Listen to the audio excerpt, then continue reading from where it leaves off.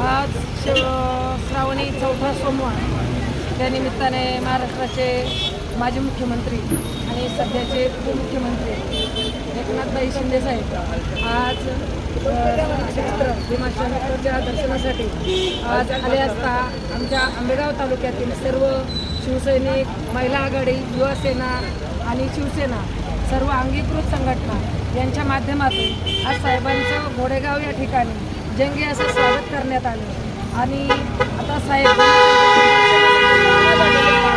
येताना आमच्या सर्व महिला भगिनी ह्या ज्या उपमुख्यमंत्री साहेबांच्या लाडक्या बहिणी आहेत आणि जाताना त्यांचा आता आम्ही रक्षाबंधनचा कार्यक्रम करणार आहोत।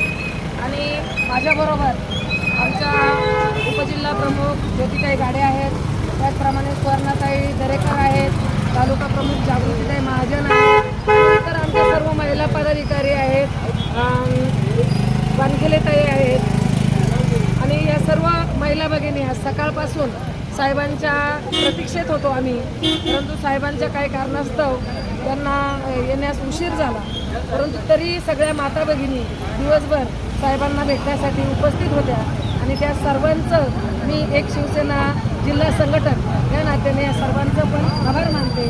आणि साहेब येताना नक्कीच या बहिणींची राखी करण्यासाठी थांबणार आहेत हे मी तुम्हाला सांगते आणि सांगते। जय महाराष्ट्र।